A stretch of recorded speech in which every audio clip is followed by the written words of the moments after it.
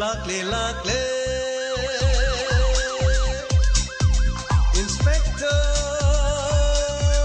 Tayay Tayay Tayay Ahan mamak to the Inspector Tayay tabiri basimu James Sagruzamna taramno chubagaloinana ikok nona khurumjari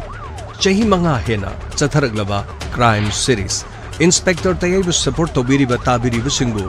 hanhana thagachari Inspector Tayay ki wari sing asi malayam da tholi ba tonga tonga ba crime wari sing asiga mari lene na miyam da mit na kong oine na bagi dama puthokchaba ngasi ki tangkak ta puduna lakchari ba lising amo chanipan marfu tarama thu shuba tangkak ana uba tangkak sathajari ba asida na panthoi obhum doi shuba saro sathajari ba thoromasi adongi pungning wakhal ngehaktang oraba supotha janana na bagi dama aikhoina honajabani mamangi tangkak ta adona tabike sakang da ba makhoi kharana yaifaba lambi da ngai duna lek adubo yaifaba mafam aduda lakhiramdi amarom pantoida sobaini na mahana saningba kamen amadi rasma nga tawba thongna ba haikibadu pantoina nga adu thong haibidi nga adu pramona losilga thamki amarom da pantoina mahaki mapanupa manga chaksana bagidama themlami warisigi makha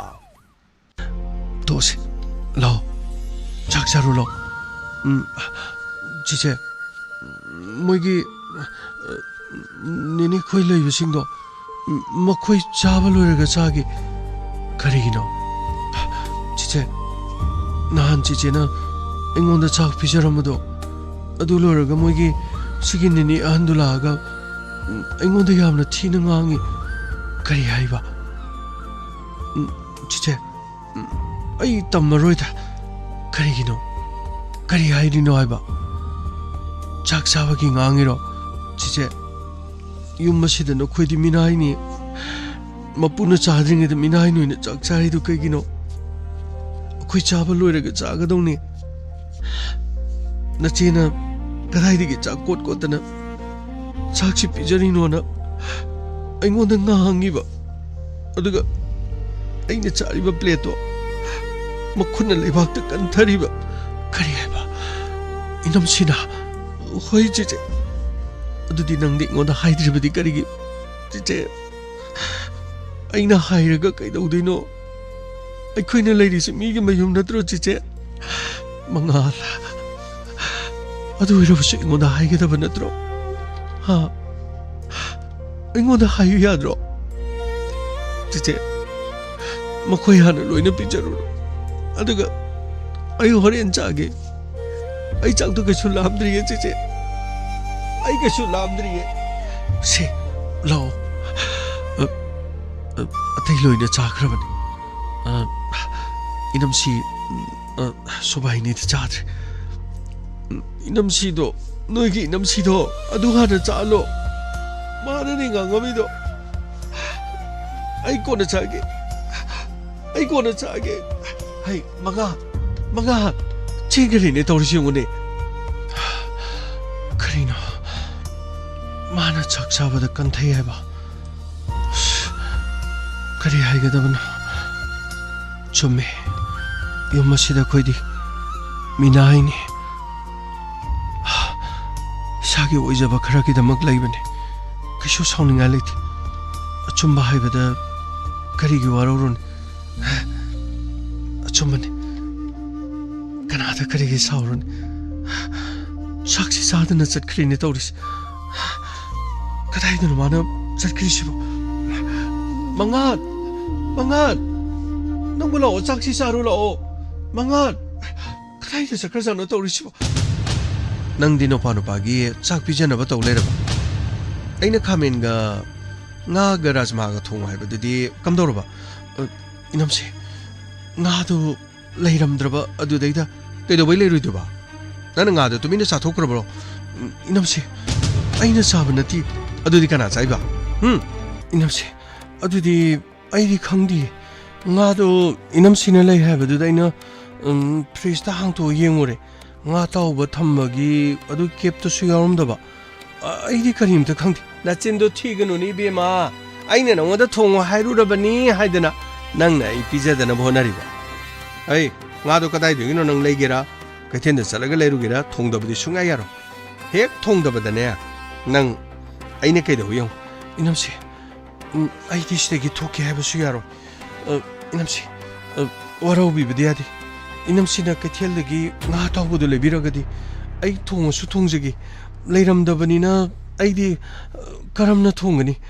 이놈씨 아이부 와라우비가노. 마파마스데기 아이부디 톡버두다. 낭디 마하라니 오랴. 하, 낭디 마하라니로. 낭치닝 토기 마사누피로. 난 토할래. 루브디게 도게. 이놈씨. 아이디 타옹기 로홍버니 타옹 파드르 파우버디 유머스티기 마판 톡버드수 이몽만웅게 야바 야우드르디 톡버 야바수나티 남시 아이누 코시라시 떠오르르가디 마두기 마뚱다 톨록바 아파바다도 이남시 아마수 통나다나바 아복시다 이남시나 하비로 아두가 아복시나 하르가디 아이 차차르기 아한나 하이바두디 아이 쇼이든 인자기 아이코이나 하이바나 까리야 베마 낭시 얌는가 그래도고 아한마다디 낭시 얌는 싫은머니 타홍 낭시대 레이버시대 다마 파드링에되게 하오래 낭기 차크리 꼬치 매암시 미치 따바다네 모로 수부도 미치드네 쪼로쪼로쪼로 하이젤라보 파우보다 모로는 투빠가 낭갱닝다바가 아니시 칼루부드네 낭갱닝다바네 히엔가 도리바네바 이놈시 아두디 아이디 가림도 강제디 이놈시나 이분웅시다바나 까리기노 아이네 그리 도키부기노 하이브수 아이디 그림도 강저번나티 오이비만 낭디 강오예 낭디 강오 나마이도 파우라묵네 빠가네 타타타타 라우라가 낭디 레이버니 낭디 강오예 비마 이몽시 떠리노 난 까림 강오예 낭디 이놈시 닝온다 사우비리부도 사우드디 까리노 통 하이브린 창도 통드레 낭노 쿠시라시 떠레 하와이 땅가이가 가면 세마가 알루도 그리 까나사도르게 쿠좀네 아두디 쿠좀 이놈시 아복시디 얌나 하우나 마디 헥 사자버니 아복시네 사라가네 사할로 아코디 이마시네 사바도 모이가 거기가 많아디 와치 시디데 짜까 나나곰시 와치 마카이 얌나 따노곰시 낭 누밋 꼬이드라버니 누밋 꾼가 마트니 누밋이 헥 따키버디기 누밋 꾼니 강브라 누밋 꾼니 에라 으시타오이다바 낭기 자인장두도 그니 사비게다버나티 강브라 숭자 사비로 헤헤 nga tauba ina hangtokpata lehoriba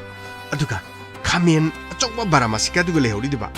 rajmaga thongaga thau kitang ngoro thongabdu nang yadribani ne chahoro nang chahoro ko nabukto kaiba makhi jawro nang inamse karino tawdorisiba aina karilan kebagino tawrisiba aishu khangdre koksingaure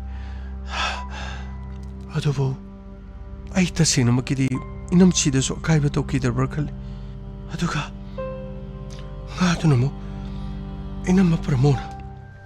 adubo masipun maksi aigi ranu ga doribra kamnongni tawrisidi panthoi abokse kare habige da babokse kadai da sat kare kadai sa krage abokse laikhibani स्वाइदंग सावाइदि लेरमन है मागी कादे लो येंगोरे लेहौदेने कदाइ सकने हरंगे अबोक्से एंगोंददि थोइदोकपा नंगी सेंगोंद मिनमलि बनिने हा नंगी सिबो तमना तन इंखोल सिदि माबो मपान सुम थोलगा मिरक तिन खरगा मागे अनिंगबा पामन सखिबा एखोइगे अनिंगबा पामन हा मयाम्बा अनीदा तौखिबदा अखोइना निंगबा थुंगिदबगुम मंगोंदसु निंगबा थुंगदनबा होनागेना खालिबा जाला खंगदिरिने तौरिसे अबोक्से आइजे दुमा करिमता खंगबनति हे खंगबा खंगदबा तोखरोने नंगे फबगा लेहौदि नत्रो ए फबा काइसकि नंग खंगबम तोक्त्रो हा था अहुमसकि दिनंगिना पुरैबा नत्रो ना पुरैबा ओरिबदुना कराइसकि कराइ लोगि नंग खंगबम तोक्त्रने सुमे अबोक्से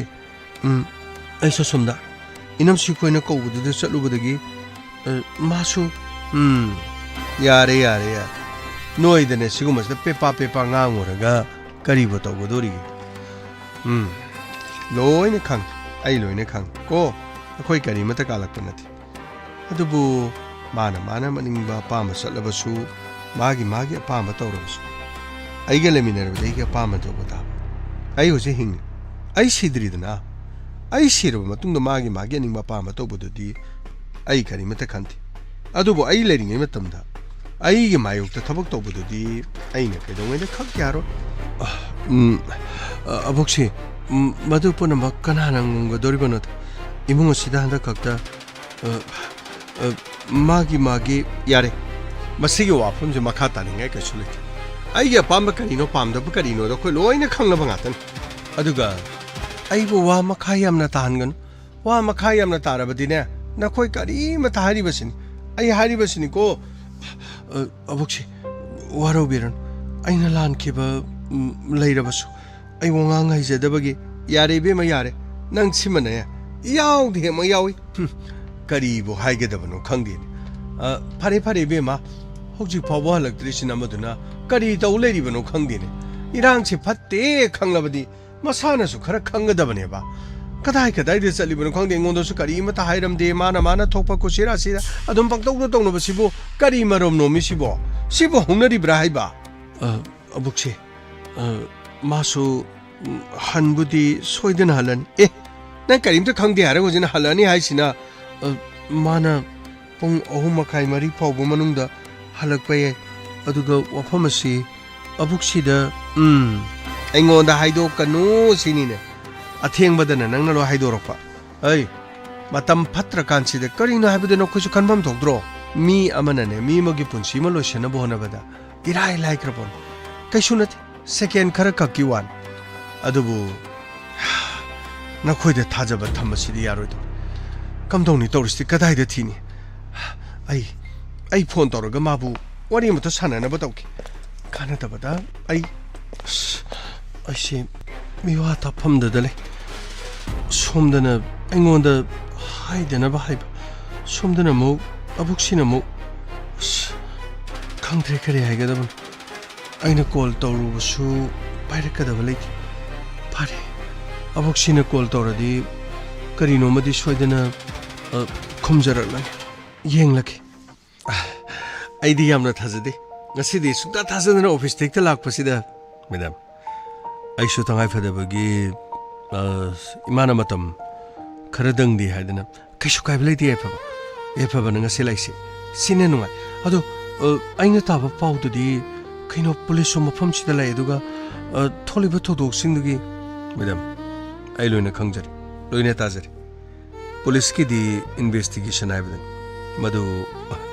ꯋꯥꯔꯧꯕꯤꯕ ꯌꯥꯗꯦꯀꯣ ꯑꯩꯅ ꯄꯨꯂꯤꯁꯇ ꯄꯥꯎ ꯄꯤꯁꯜꯂꯒ ꯃꯐꯝ ꯑꯁꯤꯗ ꯊꯤꯖꯜꯂꯨ ꯈꯣꯠꯆꯜꯂꯨ ꯍꯥꯏꯗꯅ ꯑꯩꯅ ꯍꯥꯏꯈꯤꯕꯁꯨ ꯀꯔꯤꯃꯠꯇ ꯂꯩꯇꯦ ꯑꯗꯨꯒꯤꯗꯤ ꯀꯔꯤꯝꯇ ꯈꯟꯗꯦꯗ ꯑꯩꯒꯤꯗꯤꯅꯦ ꯑꯣꯐꯤꯁꯇ ꯂꯥꯛꯑꯝꯗꯕꯗꯣ ꯉꯁꯤ ꯂꯥꯛꯄꯁꯤꯗꯒꯤ ꯌꯥꯝꯅ ꯅꯨꯡꯉꯥꯏꯕ ꯉꯥꯛꯇ ꯐꯥꯎꯔꯤꯁꯦ ꯑꯃ ꯑꯣꯏꯔꯦ ꯑꯗꯣ ꯃꯅꯤꯒꯤ ꯃꯊꯪ ꯌꯨꯝꯗ ꯂꯥꯛꯑꯝꯕ ꯑꯗꯨꯒ ꯃꯥꯒꯤ ꯅꯣꯡꯃꯩ ꯑꯩ ꯀꯔꯤꯃꯇ ꯈꯟꯕ ꯂꯩꯇꯦ ꯃꯅꯤꯅ ꯑꯩꯕꯨ ꯍꯥꯠꯅꯅꯕ ꯀꯔꯤꯁꯨ ꯇꯧꯒꯗꯕ ꯅꯠꯇꯦ 마수 강자이자더버기 소이드노라고 앵원다 anyway 마사 강다바 카라는 농마이나 모두 농마이도 마니기니나 하이바 마니부나 망종노나 몽원데기 까나고 마사 강다바 카라나 바이 포스터가 농마이 로케 하이바 마도 플라나 모이라 마수야데 아이디 투도나 카림다 칸발레티 아이나 기베수 까나바수 레티 아두기 와나티 아도 오피스트 락바시부 ngasibu디 formally le nungtigi lakpa nungtigidi ai khara lakko ngomkidong matre somdasu aina sathoroli base imana di yabanati adubu tomina ngaside ai tangai phadana yaurudrabadi nungai roi khalaga ai laksara aduga kanago makharna ibu loktuna ba ibu hana bagi natraga aingonda kariguma leiramagadi madugi matangdo di karishu kambirondo ai soidra mayonasa aduga aina police ta 아이기 핵 오피스 오리버시 아이나 싱네 아두가 마두푸는 먹싱어도 잉실로 하이브는 지금 마이 폴리스 그림 다 하이케 발레티 예뻐봐 아두기디 아이케 쇼칸 발레티 아두고 아이나 하이자리버디 ngasi mafam sida lakpasidi aingono onthokno nungai kre haijariba madam ai soidena hanagumna lakin haujigi dei tangai fadaba khara lebagin worobi ai lakta basu yadabani ai laingeda ai ngasaina asongi textile gi nakan aduga atai te lerib sing loik changjaramla ai laktabdu kariya sobelerige kariya mangbalerige habtu aina maramora companies te kariya fika mata ipi bade ipamte ai soidramaki hanagum office asi ai hek salong matung da on mo hongba growth hengkhala lakpado ai hanagumna soidana hengkana na bai hona jarne yai phaba adugi da ikem khandi as ngasi na khangawdana yoksalakpase masimu nungaiba aingonda kari mata leiti aduga yai phaba masi aigi di personal oiba wafam ama di oiradra yai phaba gi imung manungda oiriba mong mata aduga imung da leriba dubu yai phaba mata karamni imung aduda yai phaba imung aduda dum mi mo dum leizari ai imung manu mi yam jamani na wathok yami thaudok yam jam mana thokko mana saliba da chumani khalaga loinchani adu masi punamoksi ai ima leiribadana imana pamdabdi mayuktadi karimda tawbu ngamti khwading alibadi imana haikrabadi lor imagi athang indaba kanasu yar madumanasu oh adudi ai loine khangjari adu yai phaba nahana sang matamda dum office ta karakpada ai kaisu ai goine di haijar tawbudadi isana phagatpi ngasi hayengba office as the kata ba yadi haiba ai gi oiba kariguma mata leijadi ko aduga ai office ta sulak ta ba yadi haiba wafam ai ponomok oina khangsi madam na igi condition sing yeng laga ai gi damak le pirakane haiba si aina dum thajasi madam adudi numisi pung hum ta salaka dor ai su sanna na ba muta tawse phari gai phaba adu hayeng mak natraba sangchi natraba su nahaki sangwa numita adongi sangwada dum lakpibada karisu kaiba leiti ko thank you madam ai haninga leitang thagachar adudi ai mo chasaruki phani yai phaba ado hayeng hangchit ti amok soidana ngehak tong oirabasu ai yariba makhari soidana lana bona ai su condition kharana ai loina khangjari phare adudi soidana lakna bona biro ko pani bida ai tokcharuki pani gai phaba as ngasi lakko boxidi ai di itha thajadana mafam masdagi thokre ai na di nangbu khakkaw gadabanati tanja shuksha basibu aina mangan ki gadran phone payu ne aina tawriba kola siso chattena tawriba kadai da balai bano khangde mithibong mitamban chikchi oh chale phone chale yes payu ne pick up the phone ka karino ne yama happy yama oi no khoyu kadai delibage ngasai makai kadai delibage oi mapam masigi thokro na khoi section leyo mabu paramata bigedabani aduga masimadi khong na khoi gi na khutgi da na thon be yabanati anu da soikredna ani subachi da di sobi yabanati karigumba ngasi sorbadi na khoi amuk ai khuta haribasane yama phari adu yama mak thokre harabani na yama maki gari do magi chatpa mahang hek thauba gari dudina karigino gachik gari mo hangibo jekseneyo lambi de mak soidra lane yama ngasai de khoi ngai de leisir ma sula la man du basida ko ju matam na ga thengjelak busti ngai rugum sira na khallaga leisir ma adu yama na habiro ko fare yama adu di magi hana gari du sula heramni na yama kham ge hekta sacha tokselga mabu mafum adu de hekta wangam gi ta japi ringi da ma bu lo chelaga lekta lori de yama karim da khamiro yama ma lori akhoi khutama to mena du khamiro yama pare yama ma du lo chelagi yama oi rocky mitingbong mitamban nakhutta no mai pira faw kai sho tong ngam draga ngasi nakhutta no mai yautra nang kai tong ngam dri oi pad seksalo mak arai ba mi na the mak para tammi bidila nakhoi amuk da sa ta to kan masimadi khango nakhoi kari ma awa pham ta tar so ai gi ming nakhoi na hai ro da bani ai gi ming hai da batar badi nakhoi bu ai na kanna ba soidra honar kan kari gi ma nakhoi na ai gi ming hai ba tar ga di matam madu nakhoi khalo nakhoi gi mung manung da leber nakhoi gi nama na pa le riba na tu na sa le furama ai rawa pham soi talakani masimadi khango ai ma yak lep ke hai na khak khan ngana nakhoi mun khano ponamak sing adu yeng na bagi khut ta ba tar so I Ming पंदर मोहरगदम I नखोइने Keck करिगुम Keck I Ming पलको मतमदा आई न करी तोई हाबदो नखोइ मनियो ए हाइबी दे high no हे सरिशो आई न नखोइ बु करी तोई हाबियो फरियबा अखोइ लोइने खंजरे यामगी Ming सुंगन पंजरो यामा मा चखरे मी यामा खोइ थमजरगे मफम मदुदा ngaइजरगे यामा छत पाउ पिरगदबनी थमोदो माइ पानगदबनी थमो ngasi nungai ba pau ai ngaki nak leibadigi medam silemege na khoi ni na leina ba aron ma mari na khoi amato oina punsin khraga ai bu mafum asigi tan thong no honara ba ai phaba ngasi di nang ni numit aroi bi numit ipai puna nang ni namak tharam nang gi chechat numit ngasi di loare ngasi numit asidi nang gi yai bi thwai bu lowrga nang gi da ma नंगी मोंफमना हंगा मरु खरगदग लई खर चाइथोलगा दुक्केनन खरकलगा हरिओ हरिओ हरिओ ngasi numit asidi yamna maru oiba numit amanida haukiba sei khri mamangdage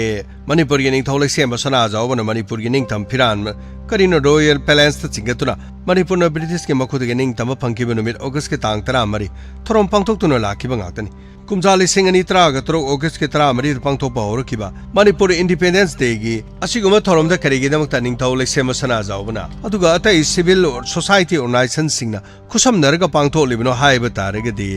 haukiba powari gi latam singda ning singdana khunai ma sokholan mangam loi amadi manipur haiba pikraba state ase maning makha tambali bak ama oina lerami haiba se horliba na harol singda khangan nabagi damangtani haiba tare ni manipur gi maning tamba sigumba wari ning sing haiba se ekhoi gi laioi khraba ipa ipu singi aduga state ase gi apun magi saktam amadi ngomkhai ngakpada loroma thodang do na hona ning sing narga apun ba manipur sem na nabagi adugma yumpham thonba ngomgadoribani haiba se aikhoi puna mana khamina ba sangi ko leba masa sa ningthau lai sem masana jawbana mp oina satkraba matungda mahana punna khusam narga chatminaramba look tamna haidorok tuna matam adugi civil society organization sing na tokhaina lehore aduga ningthau na leba asigi lawmaker oina dum chatkrabane ba adubu aikhoi gi ningtam phiran chingatuna manipur na british ke makot gi ningtam kiba numit ado ningsingba tokpadi karisu yabanate haujikte loop kyana sukuma je sindana mafam kaya da magi manipur ningtam phanglakiba numi pangthoknaridana asigumba numit asi yam maru oiba numit amni social media gi platform singda manipur gi matam gi ningtam phiran haihendona harau taramna dum phongdonari masina khunai asigi mapangan kallaba british ka ningtam na bagi damuta lantheng narami haiba do malem gi miyam do olibaneba thoromase state ki thakta pangtholagadi hena so masak mangal thokpa thoroma ma oigedabani hirammasda mari leinaba sina kari phawribino kari phawdrino adi khangde sina ai gi wani ko kari no khangde manipur na karino india da pondringi gi mamangda social economic amadi political aduga situation ke amuto punamuk to khaina lerama ngatani chana bo ward padigi adugi matang do solebak singda thongana to palebak gi mateng su niramde ngamna ba mingon da hangdana adum maning makha tamna palami komjali sing ma chani pan ma phu ma thoi manipur gi ning tamamang kramatung dagi hiram kya da british na khod thingjalakuna leba asigi ning tamba kya du phangbo ngamkhidabani aduga chingdana lo ama aduga tamdana lo ama asi chatlandana machin mana ani gi marak da tokai ba sing do british na yalam ba sing dana ngasi su adum tokai na manipur gi apun magi saktam da wahang kya hangduna laalibani india na su chana riba lo ase masi gakta ta punchen dona chanhan mangam labadi tongan baning jing mangjing nari ba sing ase loina kolong da bane ba hauji manipur thugai ne na ba tokai ba state amam chen ba wa kholon sagalaga du no mai pai dra gunda to ba lo kamarum tholole puna maksing ase puari gi asoi ba khara lekhi badagi ne hai ba se khoi puna mana khangmina ba du kana gane ba minai nai thang gi awa ba kaya du khanglaba matungda komjali singamaga chamapani fu taret ki august ra amari gi hing no ngai chabukta manipur maning tamba amasung manipur thadokna chatpagi cherol ado matam adu gi ningthau kaurga british political agent na gp stewana sinarum kibni adu india da sinaram madina te manipur da dum sinaram ne ba masimana manipur ningkha tambale bak ama oi haiba se chapcha ba khudam oidana leirabani manipur haiba se asumna ningkha tamba du ma country amani haiba se adum khangdana leirabani august 15 dana india na maning makha tamba manipur na no madum halibane ba miyamna sikari damak ta samam na godor no kari damak ta manipur na ase august ki taraga mari ahing no ngai da hari bno haibo India निंग तमन अगस्त के तरा मंगा हारिबनो हाइबु तारगदी मतम अदुदा India का Manipur time zone से दुम तोंगा तोंगान बो ओरमी मणिपुर ने इंडिया के सुगम टाइम जोन दगी पुंग अमा दुम ngangkhat pangadani pase mone manipur de august 3 haribani adugi hairurubadi india gi de hing nungai pung 12 thogi matung do oikemno august 3 manga haribani aduga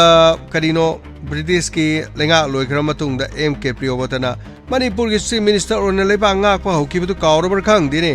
ma ki makha da constitution semduna manipur kana gi sumakha ponda badu leiba ka moirame manipur ne india gi phiba nung da tin khra matung da aikoi ne kari gi damak ta hoki ba puari bu ningsing libno haibase manipur gi ning tam karino numit ki wari ase aso ke mating yam no maru oibane ba khang de da du bu leirib se state asi ga pun magi saktam da lenga leitana mapan gi thin sangchen duna khaido khajin tawraga miyam da sarang na ba thon badi chomloi ko kri hai ga dum khang de si khatang hai ga dum to ge de kri hai ga dum august 14 laga ningsing laga lore hayeng de gi de dum loina kaw khi da ba leira ba sibu gamai gamai sir hi sir aina santosh message thak sir kari message hoibno sir aina money gi mahaki number adu surveillance thamo haibu kari lege haibu ma kana ga wari sani kana ga pawphone ma ka pawphani music adu kana kana madu gi maram da kupni yeksur haigim chalo amuti funny sir haijarage sir khangdre da aina somna kan da 14 august ki wari amuk sare akhoi sir na mo santosh gi manak tha sana bo mo hari sir sir ngasi 14 august ke ngamai ngasi gi numit kawbu ngamlori do numit akhoi ye sengba maning tambagi adugumba asing manipur gi independence day manipur kangai pa mikha pondono leram akhoi gi bi sa gi lenga kama akhoi gi laser mi habs di mayek sena talabano bidam adubu wafam se hairu ba kya da nsa panjandra awaba taba kya su yaw ki dabana adu miya ponum na khamgam thoi numit asdi ningthok pandono leram le pa kama British Samaraj da pulur matungda British Samaraj na masagi maning tamba piramba aduguma leiba kamane mani sir sir sukang birame sir ai santosh ka ujarage sir chalo karathro aina moda surveillance thamo habe number singdo hoji hoji karai de kari lege habdiu pani sir ai chacharage sir chalo karathro adu kari lege habdu yo ma ko wari sane mi singo du location ko yeng da yada aduga madu gi details to aingonda purgalo pani sir ai hojuma yamna yana pujarage sir sir ai chacharage sir chalo karathno po money ai ni irai lai na khandok pu yaba nathi ma ki nomai kari gi damakta masakhang da miyo sing dun lakhi adu khudi kari gi damak complain tawdru yeng da ba yada bane as matam sina ayok sin kre aingonda so hairamaga chatpudi chatke hai babu abuk sina di ngang madalor ai gi budi thau kari su laiti adubu kari to ba yarjan hauju phawa lagdri aina phone ga tawsilorga di mo miwa ta ga dra su kamti aibu ikai ki hun to laga hanga sirani amo inam se goina ta khraga nupina irang to bose nupini irai laina khangi haidana inam sina hariba aibu kari irang to ki khangti nupi magi punsida nupama gi punsida nupi kya as khangti tha aigi di numit kontrani 30 days numit amamamna aigi di chahi ani 30 days ki di chahi humpu adurabadi yarena haina bale lohonglaba matung nungsiban marakta leirakanda nungsibado tamna tamna khara khara mirai lohongdringe dadi nungsibado no lapna leiringe da manakta dum leheninge aidi nungsiba sunati manakta leirisina aina kari oram doriba aina irang phaba tarin aduga phone tokselorgo nana karigi phone tori no ngangadi kamaina muk tawdeba as tobagidi aise irang di phaba soidin oiramatai हाइगेसु हाइजरसन हंगदुना अमुक्तंग दी येंगलकी चोपलगा चोप अदुगा ngang ngang karigumba aina tawrubada mo nganglagna as panthoisi irang phaina mo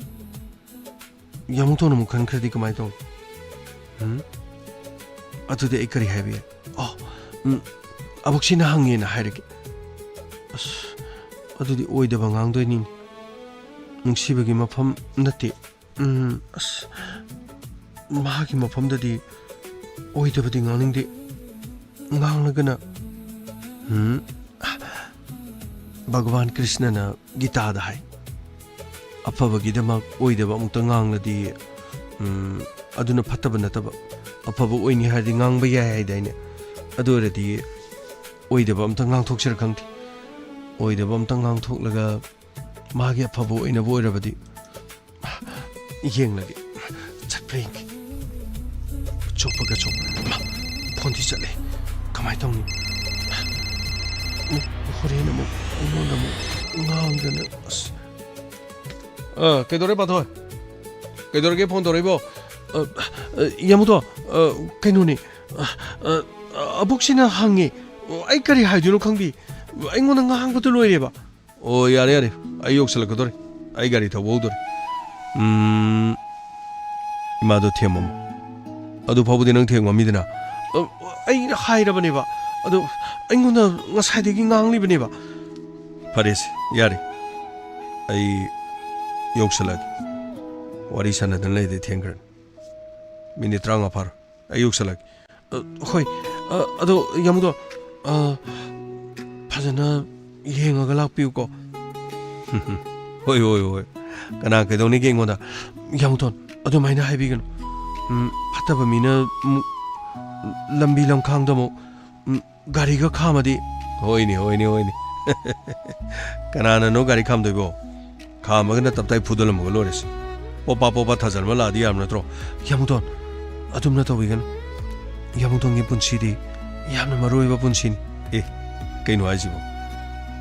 nangi punchidi maroiba nati hairo yamudo adugi natiba khara thuna lakpiro yamudo aboksinang ngangbudo loirabane ba ai hey kana kana wari saidubo aboksi yamudo ni karai piro ai ninga saidigi phone tobudi paidi aduga nangna tobudana pairi bani karai piro sida piro aboksi paige yese hey karai le nongbo nangna kaithel daga chattana office ka dana toridubu kanage yaba yoge ha kanage yaba yoge ba ma ai imadadi hairamdri adu bai panthoi da hairamani mai lakadore gari thogodorban ai hoksenjaragi ma matam naga matam phatabani nangna syamna wakhan tadri si karigino ha karigino haibani ima ai hoksenjaragi hai hai sachalo lambi de ga palakanu ko hai nangi office adu ada ga do kone salu haribasini somda toriba thabak mayam siga nayam basune tamasrida ukil unane na sakibdo halaktri somda toriba thabak sinse karino hangnage leitadana low in khonjing se na khurana loi low khrabdi kamdong ni ima hiya ponde de khatona loi na low ki ain lady basti ain lady tu ki wana ti ne sasal o haribasini khara thuna ne sasal o ko hoima ai lakchari ma se nangi phone je sele re se hoi aina tawba phone di pai di ne nangna tawba di pai ri bani ne abukse ai sunga sangi tawba di pairak tabani ada hojik sum aina toksalaga yengo bani padin amore nangna tawba do paira di hoji wari sanare dana wakhan je khara di nungai phattabani na mi singa sinane karai de kari toronga de ge na khangwa ngamba na te do matam se am phatri ni mi sing se mong ba tawri ne hai ngai kho nang nang asai aside de nang gino pa no pa do koi tan tan ri du kari gino abuksi chak sabagin hai ma sak saw ga dri du no kari gino ma no ko chen cheli du no kari gino abuksi chak tu ma chaning dre hai dena hai ma karigi chaningdri bano asa nungai tabro Ingoi, sidagidi numit kuni kaktang haraban. Magi nungai tabale rasu loi ni ngogadaban. Kuni gi matungdagidi punamakse loi namak hongto hongjin te dawgadawrabani ne khangbra panthoi. Hoi abokshi. Adubu karigino mana. Ko chen chelaga nang na pokam pai tanari du karigino haibani ne. Ma chak chaning de haidana. Hey, chak chaning da bai be abrane karigino ma chak chaning dri du bo. Karigino haibani ne. Masanu aitragadi hospital de yenga dori bani ne. Mana sidagi naraga chatkibadi yade. To khoigi na chinu pana akhoi da tongana achouba mating akhoi na pangmo ngomoidoba kya pangli bani ne. Abokshi chak tu chaw ne yadaba adaita karigino mana chak chaw yadribo. Abokshi hayune karino na kari lolino ha yum masida na khoi akhoi ge chap manani imung amogi midong no leiriba natro nangna samuksu hauji hojukti yum masigi maw ma haibudu oiribani ne. Abokshi wafamsi aina mo hairuraga aina mo wafamsibu nangi adudane ni am sauningisi asumna tawre asum tawi kok haigedaba natro narin na dugi am yaudri du karigino nangi madugi narin khuyauda dudanine nangse mina laksaga doribase khanglabra masidi haina singwana aina haibasing ase nokhoi di loini yengnabado khale imung osilari mising ase panganu singo haidana aina ngangisi singmalasu pasing thui pangmalasu ne budurbi onba aina harise nokhoi me hangi phanabani ne aina karibu oigadori ne ha aina kari oigadori ge nangna ne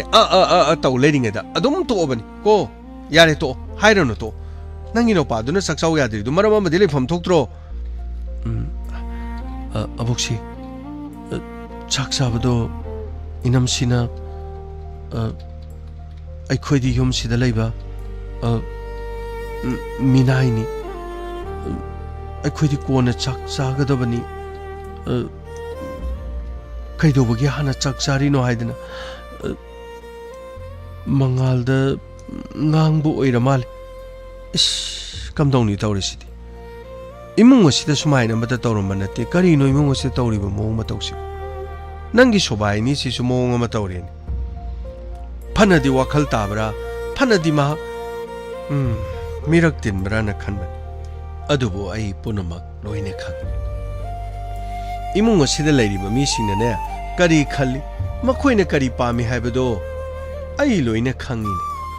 makoi gi ningba thungdraba matungda makoina khaliba wakhanado makoina machindagi ngang thorliba singado ai mona loine khangini. Hare nopa dudi chak kharabra adudi mahakti kari haikre abokshi chak chawaiba yadadana dum chen khibadagi phare aine sakhumdagi chak khara ko tholaga ai ma bu chak pijana na batauki. Panthoi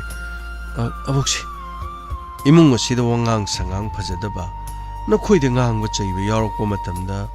nakhoi na khara pentho koi be ma abokshi akhoi di adum penthok chai abokshi kari matala na khanba laiti akhoi bu changjapam piriba akhoi gi punchi bu kan biriba sida abokshi akhoi kari gilana khangadori no abokshi nangi wahai sinane abokshi pele kanagumba magi mafamdu oirabadi ne ingoi nungai roi doribani nupa do ngang oirabasu magi chau thau haibadu yadana chelibadu soidana subaini na kanba wa khara soidana hairangani imung asida nangna kanano aikhoina kanano adubu ai maunupi ani sinane makhoina wakhan khandrene he makhoina ningba pambaduda makhoi lupsindana dum leir adubu imung asida leiriba nakhoina chinno pana khoi gidamakta maroina nangna khoi gidamak kari tawi haibasi makhoi khangdrene he kamdawni tawri basidi ꯑꯩꯅꯦ ꯑꯩ ꯃꯉꯥꯟꯗꯣ ꯑꯩ ꯆꯥꯅꯅꯕ ꯑꯃꯨꯛꯇ ꯊꯦꯝꯃꯨꯈꯤꯒꯦ ꯑꯩ ꯆꯥꯅꯕ ꯊꯦꯝꯃꯨꯈꯤ ꯑꯕꯣꯛꯁꯤ ꯑꯩ ꯑꯗꯨꯝ ꯇꯧꯒꯦ ꯌꯥꯅꯤ ꯑꯕꯣꯛꯁꯤ ꯑꯁ ꯆꯠꯈ꯭ꯔꯦꯅꯦ ꯇꯧꯔꯤꯁꯤ ꯀꯝꯗꯧꯅꯤ ꯇꯧꯔꯤꯁꯤ ꯑꯩꯅ ꯇꯝꯂꯤꯕ ꯋꯥꯐꯝꯁꯤꯕꯨ ꯑꯀꯥꯏꯕ ꯑꯔꯥꯟꯕ ꯑꯣꯏꯔꯖꯥꯠꯂ ꯍꯪꯂꯛꯑꯕꯅꯤꯅ ꯑꯩꯁꯨ ꯑꯃꯨꯛ ꯂꯣꯏꯅ ꯇꯝꯊꯣꯛꯎꯔꯦ ꯇꯝꯗ꯭ꯔꯒꯅ ꯑꯃꯨꯛ ꯀꯔꯤ 이마 바보 ꯑꯩꯈꯣꯏꯕꯨ ꯀꯔꯤꯒꯤꯗꯃꯛꯇ ꯃꯤꯑꯣꯏꯕꯒꯤ ꯃꯄꯣꯛ ꯑꯁꯤꯗ ꯃꯤ ꯑꯣꯏꯅ ꯄꯣꯛꯍꯟꯕꯤꯔꯝꯂꯤꯕꯅꯣ ꯏꯃꯥ ꯄꯥꯕꯨꯡ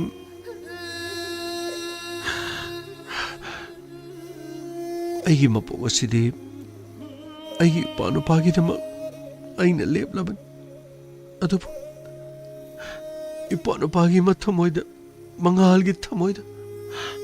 ꯑꯁꯨꯝꯅ ꯅꯨꯡꯉꯥꯏꯇꯕ ꯐꯥꯎꯕꯁꯤ ꯀꯥꯟꯅꯗꯦ ꯑꯕꯣꯛꯁꯤꯒꯤ ꯃꯇꯨꯡꯗ ꯏꯜꯂꯒ ꯑꯩꯁꯨ ꯊꯦꯝꯕ ꯌꯥꯎꯔꯛꯈꯤꯒꯦ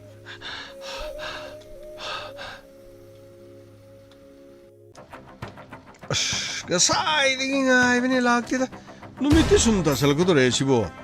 ꯀꯃꯥꯏꯅ ꯇꯧꯁꯦ ꯍꯥꯏꯅꯣ ꯇꯧ ꯉꯥꯛꯇꯪ ꯉꯥꯏꯒꯦꯁꯤ ꯃꯌꯨꯝꯗꯗꯤ ꯁꯣꯏꯗꯅ ꯂꯥꯛꯀꯅꯤ ꯃꯝꯕ꯭ꯔꯥ ꯊꯦꯡꯕ꯭ꯔꯥ ꯂꯝꯃꯗꯤ ꯈꯨꯝꯗꯕ ꯌꯥꯔꯣꯏ ꯑꯗꯨꯒ ꯅꯈꯣꯏ ꯄꯨꯝꯅꯃꯛ ꯀꯔꯤꯒꯨꯝꯕ ꯃꯥꯅ ꯑꯩꯈꯣꯏ ꯑꯃ ꯅꯠꯇ꯭ꯔ ꯑꯅꯤ ꯐꯥꯍꯧꯔꯦꯅ ꯈꯜꯂꯣ ꯃꯍꯥꯛꯀꯤ ꯋꯥꯍꯪꯄꯥꯎꯗ ꯑꯩꯈꯣꯏ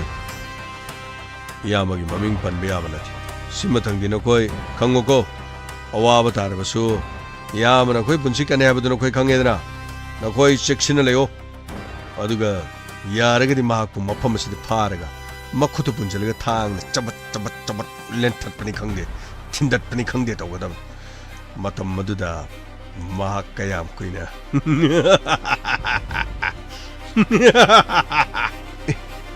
ꯑꯊꯤꯗ ꯑꯗ ꯂꯩꯕ ꯒꯥꯔꯤ ꯃꯁꯨ ꯑꯉꯧꯕꯅꯤ ꯕꯣꯂꯦꯔꯣꯅꯤ ꯑꯁꯤ ꯑꯣꯏꯔꯒ ꯒꯥꯔꯤ ꯃꯅꯤꯡ ꯍꯟꯖꯜꯂꯣ ꯍꯣꯏ ꯒꯥꯔꯤꯗꯨ ꯃꯅꯤꯡ ꯍꯟꯖꯜꯂꯣ ꯌꯥꯔꯦ ꯑꯗꯨꯒ ꯊꯠꯆꯜꯂꯒ ꯊꯝꯒꯗꯕꯅꯤ ꯑꯩ ꯈꯥꯝꯃꯣ ꯍꯣꯏ ꯒꯥꯔꯤ ꯈꯥꯝꯃꯣ ꯑꯩ ꯅꯣꯏꯁꯨ ꯈꯥꯝꯃꯨꯅꯦ ꯈꯥꯝꯃꯣ ꯑꯝꯇ ꯈꯥꯝꯃꯣ ꯀꯅꯥꯅ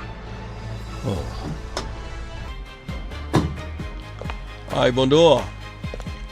가리를 꼬모르드로 가리를 꼽는다 보이 옹이네 얌 파우부이 와니네 하 어이 가리를 꼬모 가리 꼬모 컴온 마반 털어 어이 마반 털어 그이는 너 퀸 밤시 앵고니 밤시 ken 어이 밤이 와디 얌 밤이네 능 누피지나 들어 퀸이 그이 밤 도리기네 아빠마 게임 레티 능지 밤아나디 낭제 로신바 강아브라 낭 you are terminated you are terminated 너코시 한덕터 소잉원다 뭐 에텍 떠름바 아이 분시데 싱나름 싱어도 어이 싱나도 요하나디 낭 나시데 코이 쿠테기 까나나 칸미가 도레 낭니 마탐 로어버네 낭 나샤나이 코이데 정수 곰더러 가이디 곰더러 까나로 나코 각틴 독부는 게임 까나로이 아이 너코이데 그림도 갈안 끼블레티 아이네 너코이데 수 그림도 싱나 끼블레티 아이 너코이데 퍼져나이 아잉원다 싱나라까 머신은 너코이기 콰이디게 보보이 그리고 마이네 하리브시 너코이 따다바 따라가디 너코이 아파바 수고요 예 그이노 하지 뭐 양 파오베이 와니네 양 파오 그러베이 와니 낭나나한 아이 코이디기 로키브 농마이도 농마이도 까네 농마이도 비로 어두디 나한기 토도고도수 나코이나 마네 나한기도신 나는 가링모도 칼론 세 카나다완 나한기 농마이도 나나 코이도 보도록 비로 하라가나 농마이도기 마만도 비다고 농마이도 낭나 까라이토 농마이도디 아이나 폴리스도 비토크래 나코이 까리 도게 하라 아잉원데 나코이 도는 거 도구야 야무 시도부거니 버리네 도르 시게노 시게노 하요 시게노 시게노 하요 아두 탕 마차면 아두부 थांग मचादुदा अइने किबिगदबदि नाते अइने गारिसदगी कुमलक्लबदि नखोय अफब खक कोय नखोय अरोइब सोइदन ओइगन करी अरोइब ओइगन गन नंगन कयामु याम फाउदरा अय नहांदि नुमित तासलपगी मम्मगी नंगन खुदोंग चाबा लौखिबगी वान अखोइने पाइरंब नुंगैदो नंगन लौखिबगी तौजबगी वान अदुबो ngasiди अखोइ नुंगै यावरक्ति अदुगा नंगबु मफमसे कनाना कनविगे दोरिबा नंगी अरोइबदो ngasidi namang maktada leirabani अखोइ कनानो हाइबदु चप चाना खंगनि खबुरा सट कुमद्रो हाय सट कुमद्रो अई कुमधरगलबदि सोइदनमकी बेरादि कानिदा नाना के दोदेबा नंग के दोदुरगे शिकेनो शिकेनो हाय कुमो हारेगा अई कुमक थादी हाय हाय चलो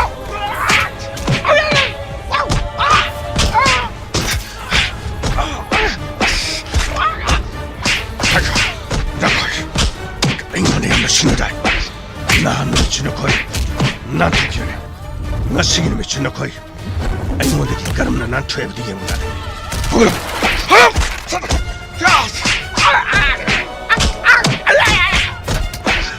마이 치도래 마이 치도 거이도래 마이 police line 하이 쟁으로 하이 쟁으로 하이 너 살만해 너그 당로 너그 당로 하니까 하이 타도 예뻐봐 타도 예뻐봐 타도세 타도 마시마들로 살게 타도세 타도 कोई पुंछिम तो कन मिसा करी पुंछी कन बियो करी कई नो सितोर मिजा हाँ सर लंबीदा सुम अखोइ लाकपदा गाड़ी थालगा माना अखोइदा फुरलमनि सर मचन थिबा ओइदबा ngaiko ye papa kari no tori sigari sir ai thaba khanjara pani lambi di chumna ai laksabani sir makhoine gari thalaga sir mafam sidaibo makhut thang macham parega nahan gi nomoi du botaro nomoi du makhoi gi haidina o nomoi du nakoi gi sir nomoi du akhoi gi nahan khana se na bata sum thok nomoi du pitro sum samna loini yanarsi loina tonarsi haigena sir ai lachin du kari gi thiri nomoi du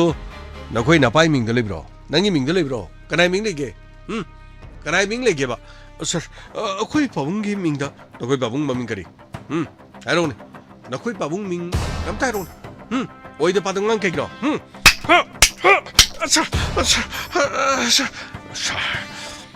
nahan gi nomoi du mani gi nomoi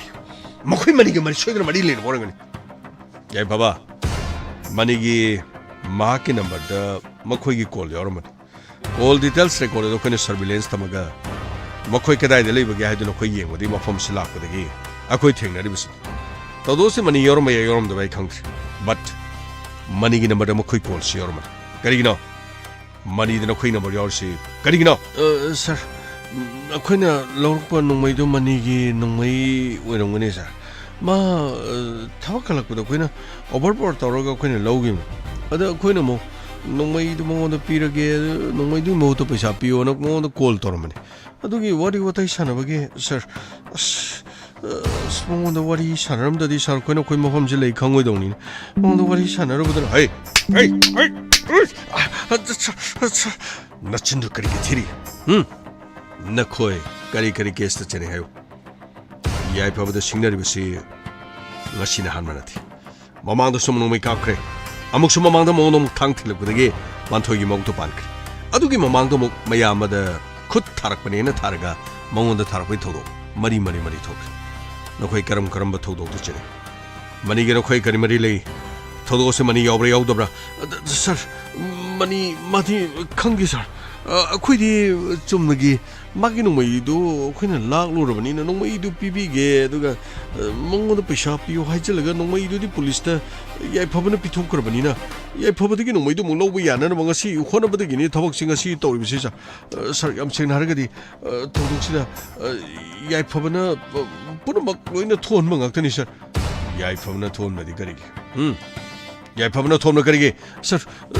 ꯌꯥꯏꯐꯕꯅ ꯅꯣꯡꯃꯩꯗꯨ ꯄꯨꯂꯤꯁꯇ ꯄꯤꯔꯝꯗꯗꯤ ꯃꯉꯣꯟꯗꯒꯤ ꯑꯩꯈꯣꯏꯅ ꯂꯧꯁꯜ ꯑꯗꯨꯝ ꯌꯥꯕꯗꯨꯗ ꯃꯥꯅ ꯑꯃꯨꯛ ꯄꯨꯂꯤꯁꯇ ꯄꯤꯈꯤꯕꯗ ꯅꯣꯡꯃꯩꯗꯨ ꯁꯣꯝ ꯅꯥꯀꯟꯗ ꯁꯤꯡꯉꯣ ꯍꯥꯏꯖꯜꯂꯕꯗꯨ ꯁꯥꯔ ꯑꯩꯈꯣꯏ ꯎꯄꯥꯏ ꯂꯩꯇꯕꯗꯒꯤ ꯉꯁꯥꯏꯅ ꯑꯃꯨꯛ ꯅꯣꯡꯃꯩꯗꯨꯒꯤ ꯃꯇꯥꯡꯗ ꯁꯦꯜ ꯂꯧꯅꯅꯕ ꯍꯥꯏ ꯅꯈꯣꯏ ꯀꯔꯤ ꯄ꯭ꯂꯥꯟ ꯂꯩꯕ ꯃꯅꯤꯒ ꯅꯈꯣꯏꯒ ꯀꯔꯤ ꯄ꯭ꯂꯥꯟ ꯂꯩ ꯁꯥꯔ ꯃꯅꯤꯒ ꯑꯩꯈꯣꯏ ꯀꯔꯤꯝꯇ ꯄ꯭ꯂꯥꯟ ꯂꯩꯇꯦ ꯁꯥꯔ ꯑꯁꯦꯡꯕꯅꯤ ꯁꯥꯔ ꯒꯥꯃꯩ ꯒꯥꯔꯤꯗ ꯍꯥꯞꯆꯜꯂꯣ ꯃꯊꯛ ꯃꯈꯥ ꯑꯣꯜꯂꯒ ꯋꯥꯍꯪ ꯄꯥꯡꯊꯣꯛꯀꯗꯕꯅꯤ ꯑꯁꯦꯡꯕꯁꯤꯡꯗꯨ ꯈꯪꯅꯅꯕ ꯅꯩꯒꯗꯕꯅꯤ ꯐꯅꯤ ꯁꯥꯔ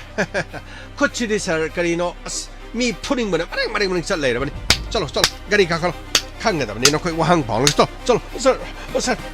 ꯈꯪꯒꯅꯤꯗꯅ ꯅꯣꯏ ꯁꯥꯔ ꯃꯇꯝ ꯆꯥꯅ ꯂꯥꯛꯄꯤꯕꯒꯤꯗꯃꯛꯁꯨ ꯊꯥꯒꯠꯆꯔꯤ ꯁꯥꯔ ꯈꯣꯏ ꯂꯥꯛꯑꯝꯗ꯭ꯔꯕꯗꯤ ꯃꯈꯣꯏꯒꯤ ꯑꯍꯨꯝꯃꯛ ꯌꯥꯏꯐꯕ ꯀꯩꯗꯧꯅꯨꯡꯗ ꯑꯥꯏꯟꯗꯤ ꯈꯨꯠꯇ ꯄꯥꯏꯔꯣꯏꯗꯕꯅꯤ ꯏꯁꯥ ꯉꯥꯛꯊꯣꯛꯅꯅꯕꯒꯤꯗꯃꯛ ꯇꯧꯕꯗꯤ ꯀꯔꯤꯁꯨ ꯀꯥꯏꯕ ꯂꯩꯇꯦ ꯑꯗꯨꯕꯨ ꯃꯗꯨꯗꯒꯤ ꯍꯦꯛ ꯍꯦꯟꯖꯤꯟꯈꯤꯕꯗ ꯑꯋꯥꯕ ꯇꯥꯒꯗꯧꯔꯤꯕꯅꯤ ꯁꯥꯔ ꯊꯥꯒꯠꯆꯔꯤ ꯁꯥꯔ ꯊꯧꯗꯣꯛ ꯑꯁꯤ ꯃꯅꯤꯒ ꯃꯔꯤ ꯂꯩꯅꯕ꯭ꯔꯥ ꯂꯩꯅꯗꯕ꯭ꯔꯥ ꯑꯩꯈꯣꯏ ꯏꯟꯚꯦꯁꯇꯤꯒꯦꯁꯟ ꯑꯃꯨꯛ ꯇꯧꯈꯤ ꯃꯈꯥ ꯑꯃꯨꯛ ꯄꯥꯎ ꯐꯥꯎꯅꯔꯁꯤ ꯒꯥꯃꯩ ꯁꯥꯔ ꯆꯂꯣ ꯐꯅꯤ ꯁꯥꯔ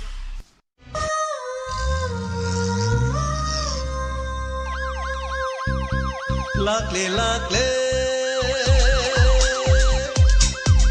Inspector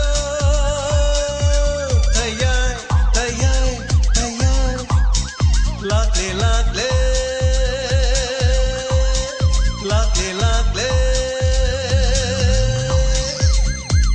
Inspector Tayay Uthanaba Kanbinaba. Thank you, sir. Welcome. Uthanaba. Kanbinaba.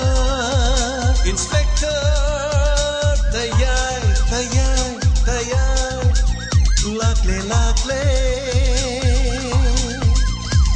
Inspector. Tayay.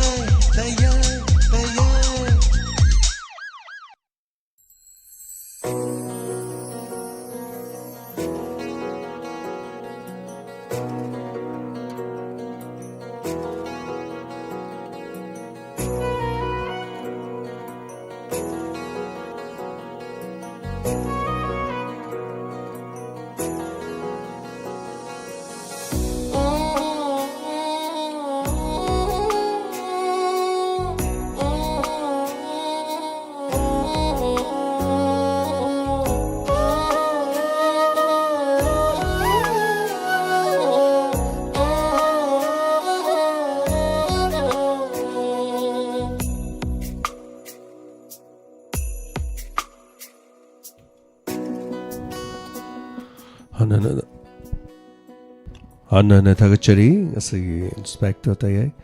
Lissingamaga, Chanipan, Marpudraga Mato Subatanka, Sigimatam Sham Tingi, I Sago in a Swatare, City Kogam, the Chickpa problem, Haitare Helke problem, Lebanina, Kratang, Adam Dozare, I Yabamatam Haitare, I Sagi, Sanaba Yarani, Halakana, them Sanazarakun. Baroda hong na bona zarami adugo palitaba thagachari punamak tengo su thena nga bi bagida mo ai comment su yano pazar roi sigidi yawiri ba punamak su hanana thagachaba loina hanana tam su thenga banina maroina nok sira bai chani khaki birthday gi ya pamangol me punamak piminasi asigi birthday tariba happy birthday ento ina mairapam many happy returns of the day. Ngairaba upon a milak with the Tagachari, the Tarop, and Tom Bapu Singh, and John Sela Devi, Nambol, Palaram Kul Maning Laikai. Many happy returns of the day.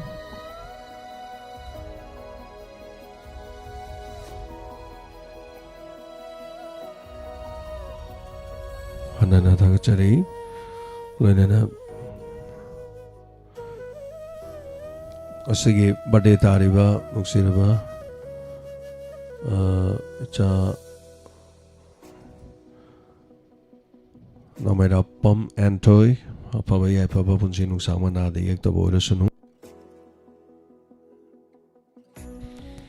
May sing no sit kudong tiba punamataging autopiba pababa oirasanu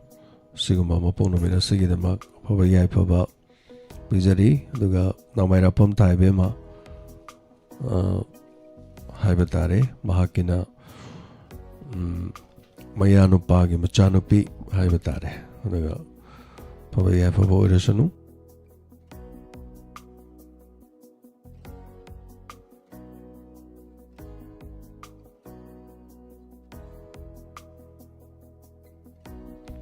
Tagachari Hanana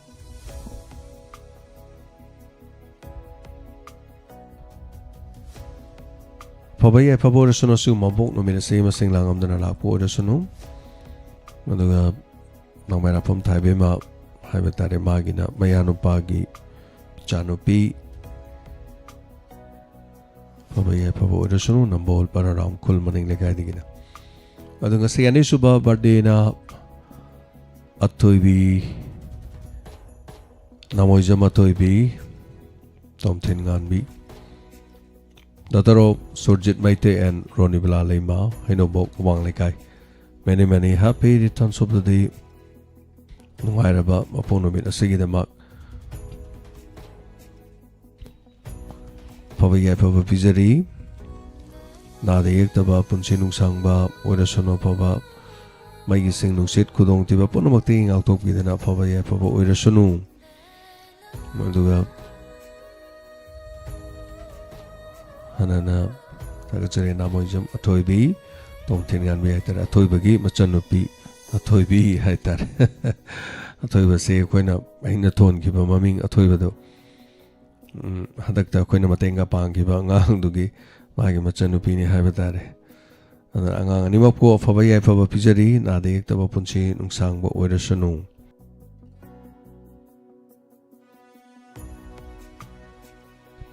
loina na atobi gi family dagi koigi asigi birthday asigi damak Diamond TV da su 1000 rupees so mateng pang mere thaga chari masigi damak asigi birthday asigi damak Surjit Maite Ronnie Blalima inobo wang lekan Pabaya Paborasunu Punchinung Sangbo or Sunu Haidana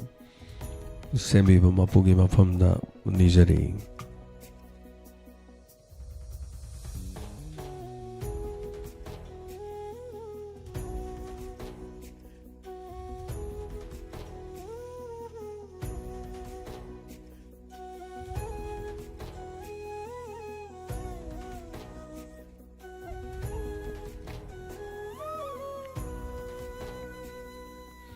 Ngasigi tangkal te yaubiri basing hanana thagachari punamakpo thenga so thengna dum more aina so dum haijabada ni ma'am soidana maki adum landok jagani sungsoi soidana na haijabada thagachari Yabiras Kumari thagachari Nomai Mamta Soroka Bem Sakunje Suri Devi Angobi Devi Santi Laishram Ponsam Balavati Ranbir Wangkhem Jayanta Kumar Tagachari Gaurova Kuman Kuraijam Memi Vinodini Komdram Sorokabam Ivemsa Gaurova Kuman Yaubiri Bapunamak Tagachari Hanan Latas Narki Ainga Sigidi Amkaina Pazararoi Manihal Naurim Rosmani Yendrembam Dorian Wahangbam Tagachari Hanana Sigi Thorom de Yaubiri Ba Oza Jayanta Kumar Tagachari Matam Siam Tengre Adugi Mataktasu Sigi Dewana Haibatare Aigi Tongana Sanungai Taba Haidare Okchikpa plus Konjen Taba Dunum Punjalaga Haidare Naisa Matang Kudol Tamzage Tentana Udaga Koipana Ahatang Taminaraga ꯄꯣꯊꯥꯃꯤꯟꯅꯁꯤ ꯉꯥꯏꯍꯥꯛꯇꯪ ꯄꯨꯝꯅꯃꯛꯄꯨ ꯍꯟꯅ ꯊꯥꯒꯠꯆꯔꯤ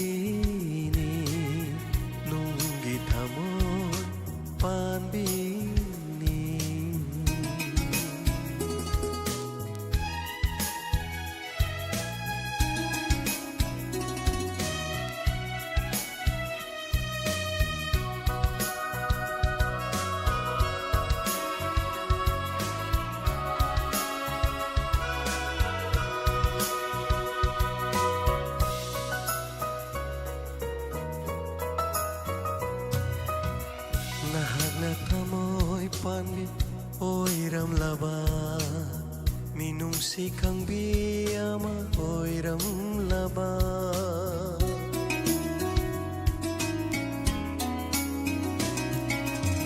Nahak na tamoy panbi oiramlaba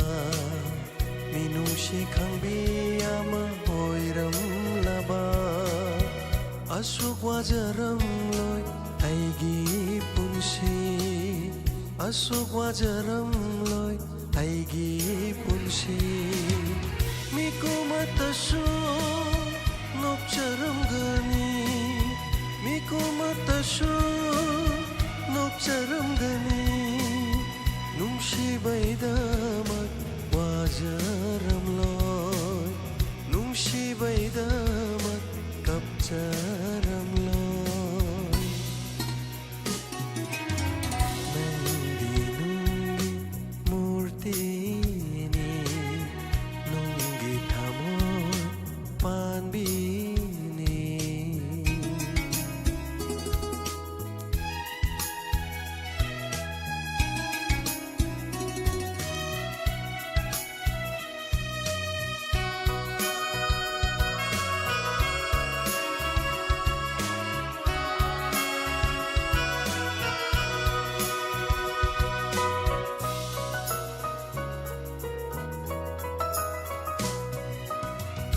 Aduklo na nangay hay nakiba Unsigi luraba wapang dubu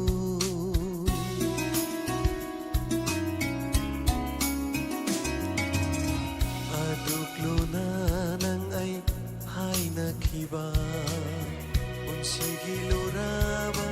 wapang dubu Karigino nang na kay haliba Karigino nang na kay haliba Tamoy pandebo taklam libara Tamoy pandebo taklam libara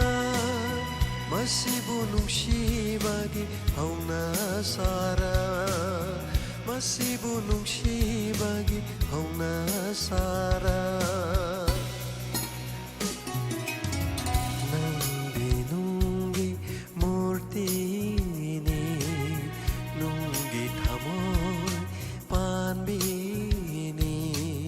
Nung di murti na bu nung si khang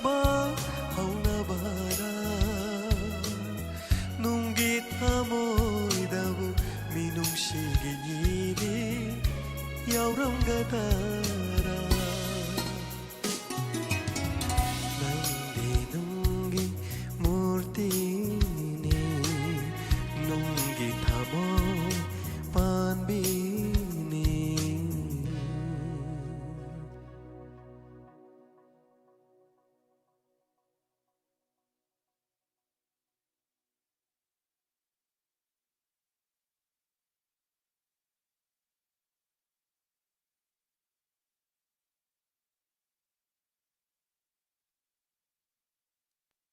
Anana Tagachari, Asigi Inspector Tay, Asigi Tanka to Yobi Rivasing, Punamoku Tagachari. 90.0 megahertz land Tuxari Home Radio Gitoromni, Tabi Rivasi. What is Sigimaka Haying Mokpu the Relaxigi? Asigi Wari Singasi, Wari Tankak,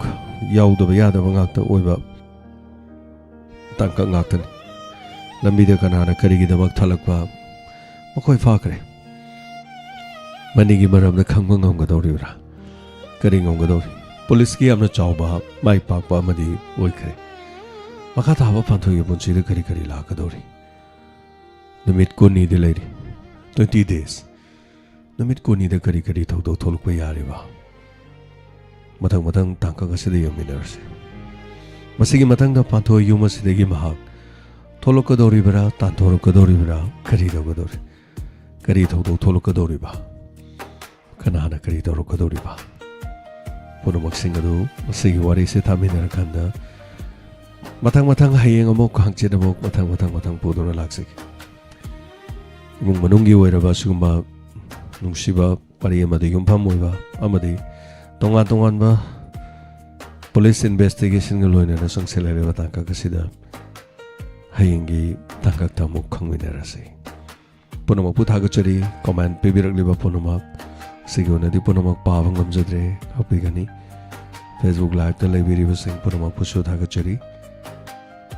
90.0 megahertz Lantok Bohong Radio with Romatanga Solution Jerry. Diamond TV Gidi Makatan English movie Matang Matang Lantok Jakigani. Ice Com the GTPL the Elite TV da Haribache the Mak Yango Fong Bigani Panamopu Kurumjari. Wahong